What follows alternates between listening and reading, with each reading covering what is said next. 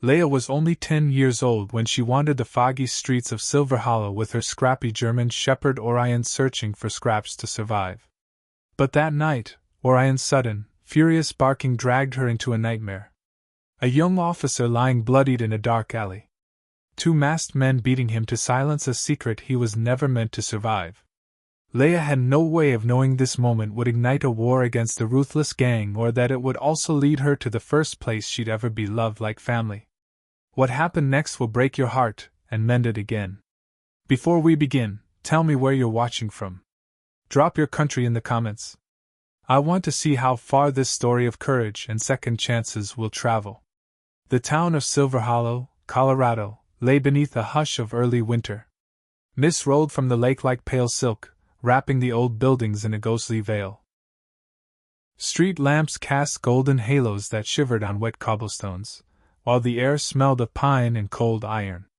Down by the forgotten bus depot, a girl no taller than a mailbox dragged her feet across frost-glazed pavement. Leia was 10, and she carried the look of someone too old for her years. Her cheeks were hollow, brown hair tangled with wind-blown pine needles under a worn wool cap. Yet her gray eyes flicked sharp and alert, like a wild thing that had learned not to trust. At her side walked Orion, a 5-year-old German shepherd whose ribs still showed under his sable coat. A small notch cut through his left ear like a torn flag, and his amber eyes burned with the steady light of creatures who have chosen someone to protect. They crept behind the depot where dumpsters lined up like hulking whales. Leia climbed the rusted ladder on one, nose wrinkling at the sour smell, while Orion stood guard below, breath steaming in the cold. "Nothing," she whispered when she came down, clutching only a bruised apple. She cracked it in half and shared it with him. That was when the sound drifted in a sharp thud from somewhere deeper in the alley. Orion's head snapped toward the noise, muscles rigid. Then came a grunt, a muttered curse, a man's voice pleading. The alley behind Rayner's auto repair was an artery of darkness. Leia crept closer, boots silent on damp asphalt, Orion shadowing her. As they rounded a trash bin, the scene snapped into view under a dying bulb. 2 masked men stood over a third man in a navy police jacket. Blood gleamed dark at the corner of his mouth, blonde hair stuck to his forehead with sweat.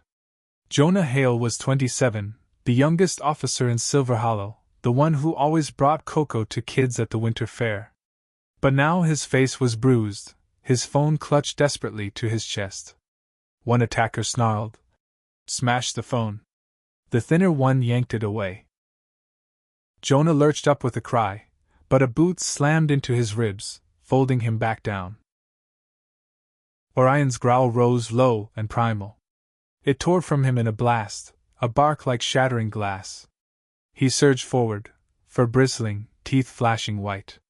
Both masked men jerked around. Leia stood behind Orion, small and trembling but unflinching. "Hey!" she shouted, voice breaking. "Leave him alone!" The big one cursed.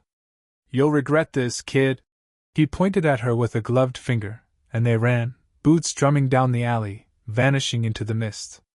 Jonah slumped sideways, gasping. His phone lay cracked nearby, screen glowing faintly with a photo of a warehouse full of stacked catalytic converters. The words, "Delaney Salvage," blurred but visible. A voice cut through the mist, firm and deep. "Police! Who's there?" Sergeant Sam Everett appeared at the mouth of the alley. He was a broad man with iron-gray hair at the temples, lines carved around his eyes that spoke of grief more than anger. He took in the scene in one glance. "Easy," Sam said softly, lowering his light. "You're safe now." Leia's lips trembled. She wanted to believe him, but her hands wouldn't let go of Jonah's sleeve. Sam crouched. "What's your name, kiddo?" "Leia." Her throat worked. "That's brave work you just did." He nodded gently. "Let's get him out of here." Sam drove them through the sleeping town to his weathered timber cabin on the ridge. Once the house had been filled with laughter, but when his wife Laurel died of cancer 3 winters ago, it became quiet as snowfall. When their daughter Nina stormed out a year later, furious that he drowned himself in duty instead of grief, the silence became something heavier. She had come back just last week, tall now at 16, her dark hair cut blunt to her shoulders, eyes guarded. She stayed at her grandmother's house, barely looking at him. Sam's phone buzzed as he parked at the hospital. "Yeah, I saw your lights," Nina's voice said, cool as glass. "Are you chasing ghosts again?" "Just work." Sam closed his eyes briefly. "Always is, Dad." But the line went dead. Sam looked back at Leia curled on the back seat, Orion's head in her lap, both staring at him with matching wary eyes like strays waiting to see if this hand would strike or shelter. The cabin smelled of pine resin, old books, and faint wood smoke. Sam switched on a lamp, amber light spreading across worn furniture. "Sit," he said softly. Leia stood stiffly near the doorway, boots dripping frost. She looked like she might bolt. Sam crouched to unlace her boots, but she jerked back. "All right," he murmured. "No rush." Sam warmed chicken soup on the stove, real soup, not from a can. The smell of garlic and thyme slowly filled the cabin. When he set the tray down, Leia hovered by the armchair like a ghost. "Go on." Sam sat on the couch edge, hands clasped. "You're safe here," he said, words softer than expected. She wiped her nose with her sleeve. "Why?" "Because someone should have done it for you long ago." Her gray eyes flicked up at him, impossibly old. "You can stay tonight if you want," Sam added quietly. Hours later, Leia had curled into the leather chair, limbs folded like a nesting bird. Orion lay sprawled protectively around its base. Sam draped an old quilt over her small frame, listening to her fragile breathing rhythm. At the hospital, Jonah woke with a ragged inhale. Nurse Whitney Brooks appeared at his side. "You're awake. You're lucky no fractures, but you took quite a beating." Jonah exhaled shakily. "Where's the girl?" "She's fine. Sergeant Everett took her." Whitney hesitated. "You kept mumbling about evidence." Jonah's eyes sharpened. "Good. Listen, you need to tell Everett the copper jackhawls saw her face. They won't let that stand. They always come back to clean up." Back at the cabin, headlights swept across the window. Orion surged up with a bark, startling Leia awake. A car door slammed outside.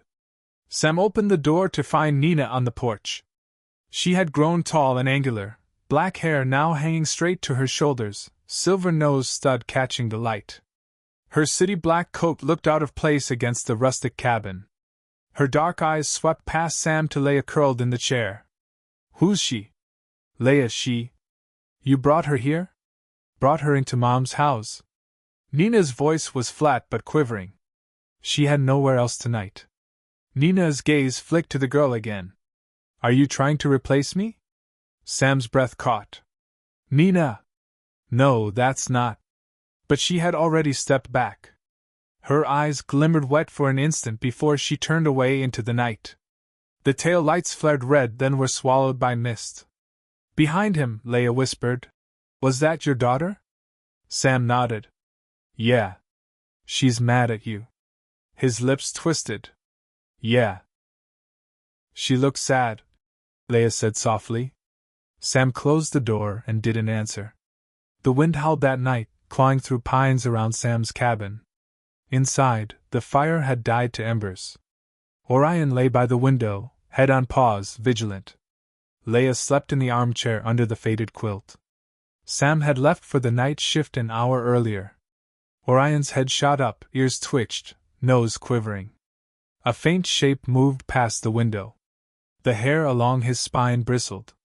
He gave one sharp bark. Leia jolted upright. "What?" A crash split the night. The back door burst inward. Two figures stormed through Cole Maddox, broad and heavy-set with pale steel eyes, and Drew Slater, rangy and scarred. Orion leaped first, lunging with a snarl that rattled the walls. His teeth sank into Drew's sleeve. Drew cursed, swinging wildly. Cole moved fast, his boots slamming Orion's ribs. The dog yelped, hitting the floor hard. Leia screamed. Drew surged forward, one arm snatching her around the waist, the other clamping a rag across her mouth. She kicked and thrashed as he hauled her off her feet. Move! Cole snapped. They dragged her through the back door into whirling snow. Orion staggered upright and lunged after them, but Cole spun and drove a boot into his chest, sending him skidding into the drift below. The last thing Leia saw was Orion clawing at the snow, struggling up with a broken, desperate howl. The van door slammed. Tires spat slush. They vanished into the white night. Sam pulled into the driveway 20 minutes later. The cabin door gaped wide, snow drifting across the threshold. Leia! He called, voice already cracking. A low rasping whine came from the yard. Orion limped from the pines, chest smeared with blood, the leash dangling like a torn ribbon. He collapsed at Sam's boots. Sam dropped to his knees. The snow was trampled with foreign footprints. God! He whispered. No! At the hospital, Jonah stood in the parking lot, hospital bracelet still on his wrist. When Sam's SUV screeched to a stop, Jonah was already shrugging into his jacket. They took her, Sam said without preamble. Copper jackals. Jonah's face went white then hard. Get in. Jonah, your ribs. I'm not lying in a bed while they kill her. Orion lay in the back seat, breathing shallow, tail thumping weakly when Jonah looked at him. We'll get her, Jonah said quietly. No matter what. Across town, Nina sat on her grandmother's porch, knees pulled up. Her phone buzzed. A message from Sam. They took Leia. For a long moment she didn't move.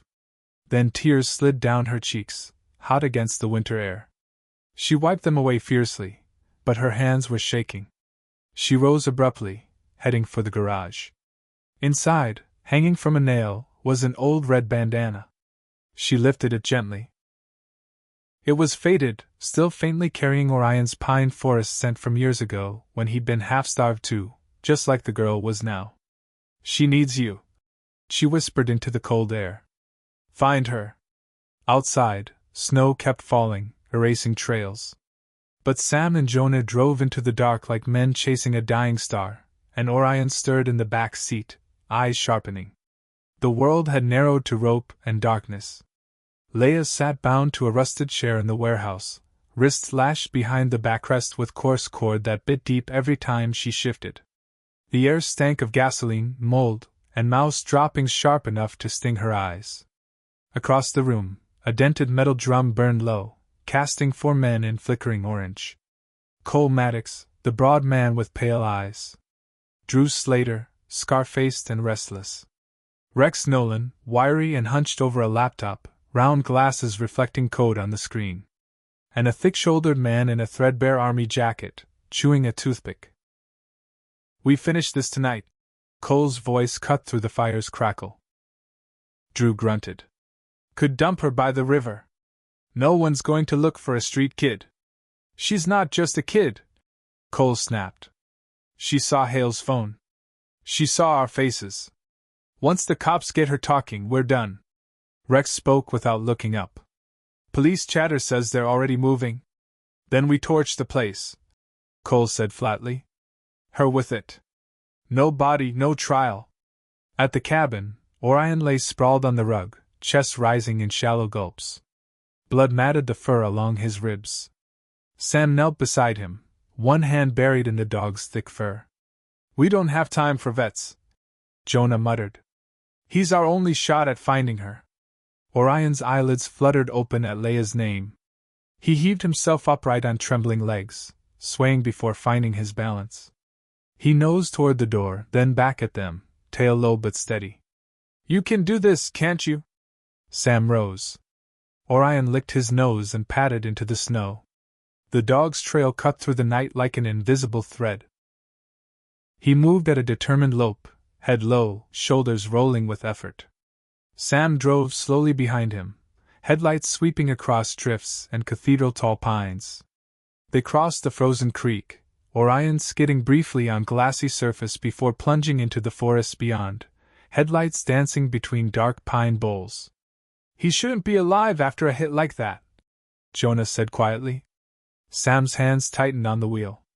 Neither should she. But here we are. At the warehouse, Cole laid out a dented gas can and box of nails. We rigged the door. Simple trap when they open it, spike panel comes down.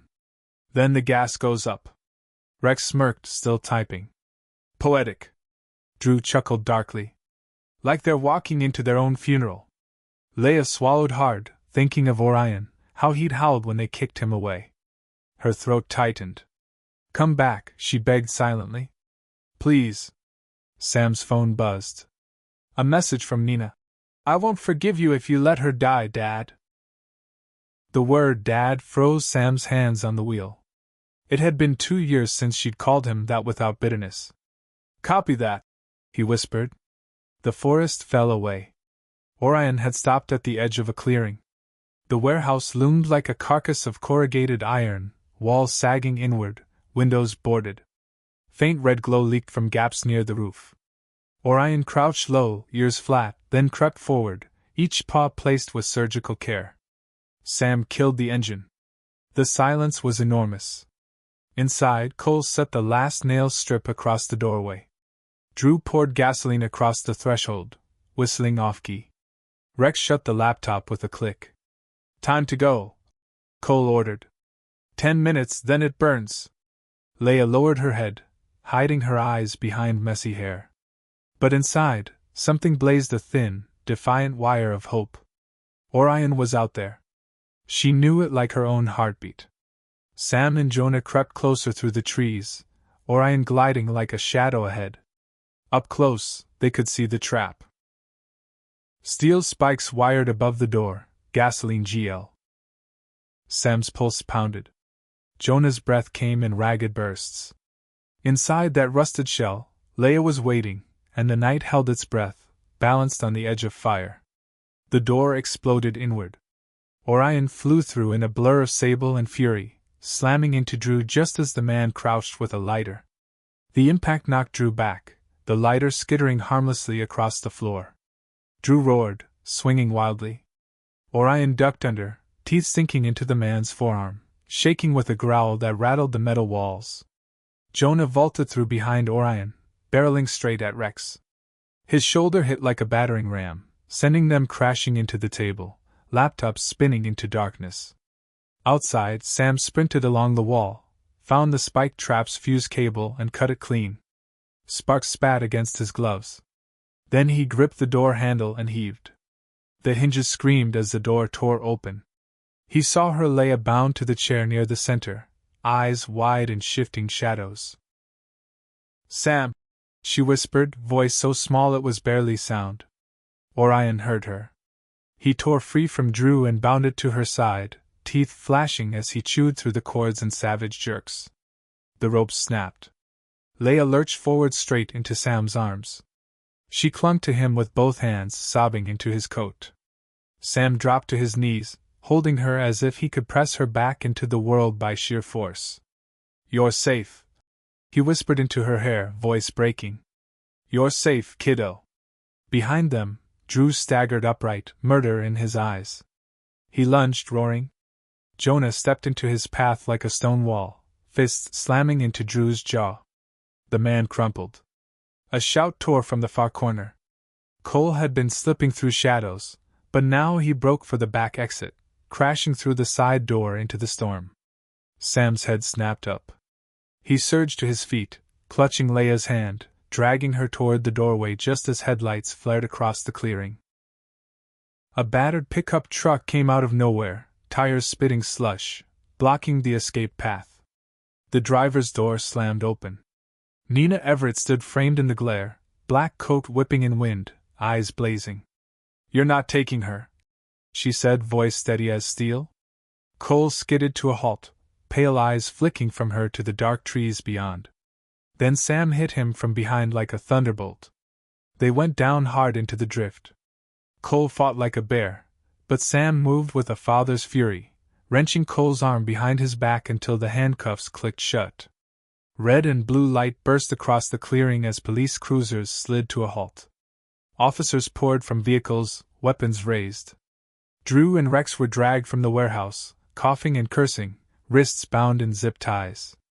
Jonah stood slumped against the doorway, eyes hollow but bright, watching Sam carry Leia across the clearing, Orion limping close at their heels. Winter in Silver Hollow loosened its grip slowly. Snow still lined gullies between pines, but patches of brown grass poked through, and the frozen lake had started to crackle with sounds of thaw. Sam's cabin stood on its hill as always, but now there was warmth inside and laughter. Leia sat cross-legged on the quilted rug near the hearth, clutching hot cocoa in both hands.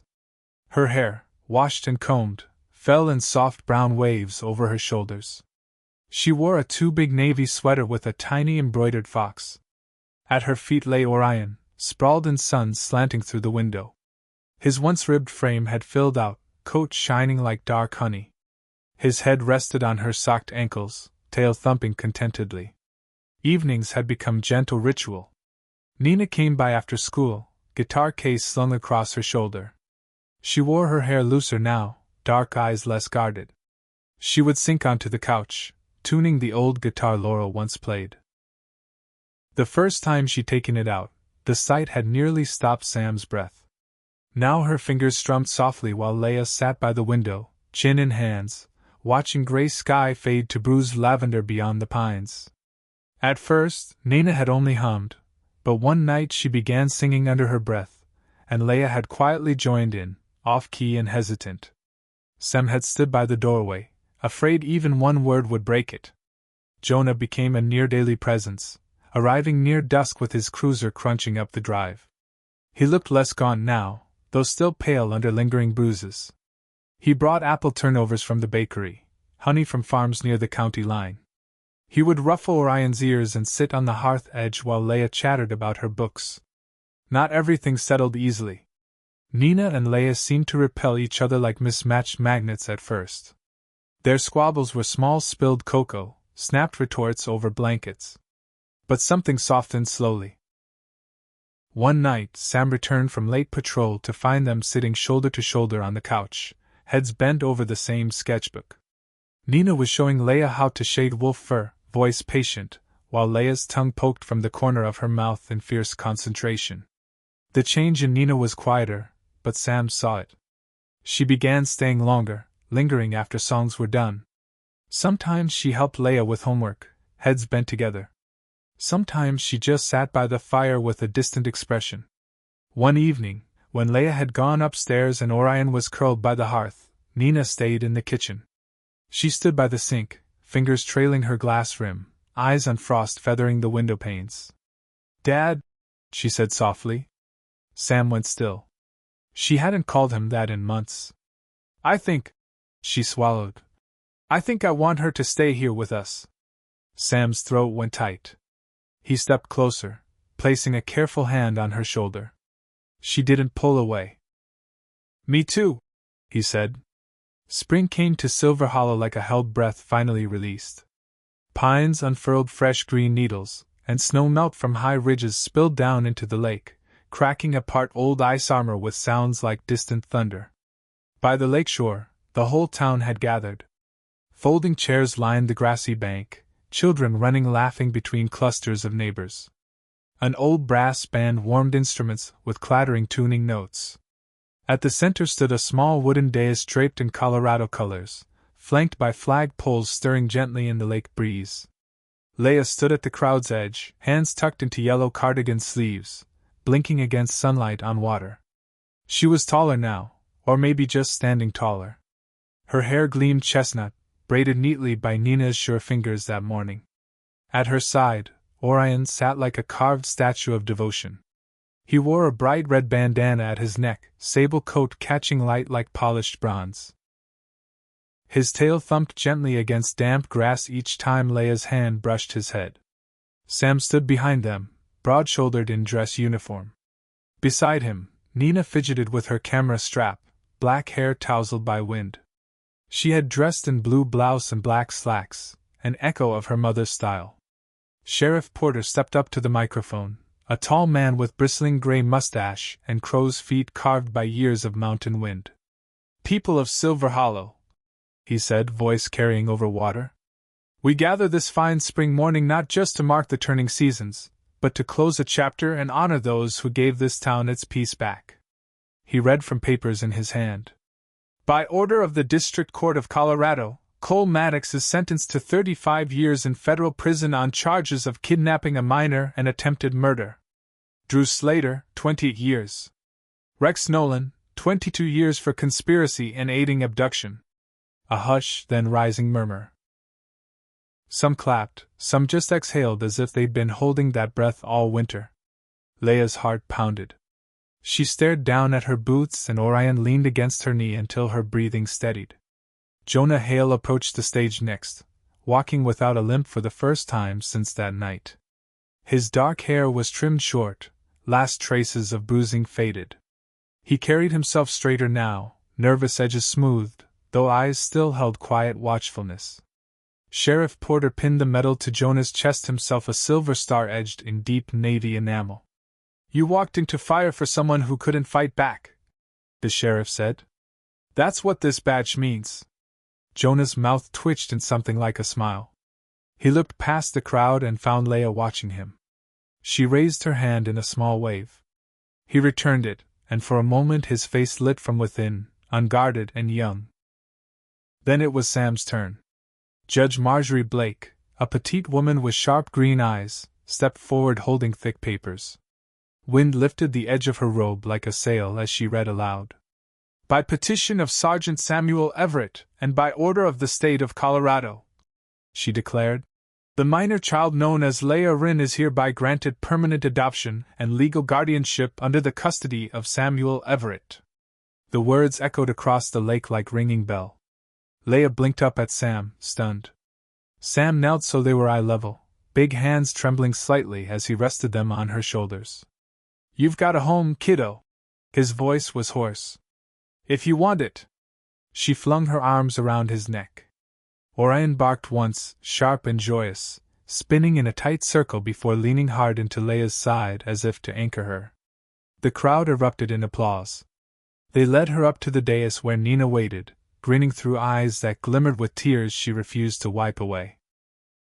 She slipped her hand into Leia's as applause rolled across water like distant thunder. "You're not alone anymore," Nina whispered. Leia squeezed back. "I know." Sheriff Porter announced them, voice ringing. "Silver Hollow is proud to name Leia Everett, Nina Everett, and their German Shepherd Orion as our heroes of Silver Hollow." The brass band struck up a bright brassy march. Cameras flashed. The mayor shook Sam's hand, then bent to scratch Orion behind the ears. The dog stood tall, bandana fluttering like a knight's pennant, eyes warm as the newborn sun. The lake shimmered gold. The sky was pale as a robin's egg. And for the first time in memory, Sam Everett's cabin on the hill was not just a house of weathered wood and stone. It was home. Sometimes miracles don't arrive with thunder or wings. Sometimes they come quietly through the courage of a child, the loyalty of a dog, and the hearts of ordinary people who choose love over fear. And maybe that's how God still works today. Through small hands, through paw prints, through you and me in the simple moments when we choose kindness. If this story touched your heart, share it with someone who needs hope tonight. Leave a comment below and subscribe to our channel so you never miss the next miracle. May God bless you and keep your heart brave, gentle, and full of love.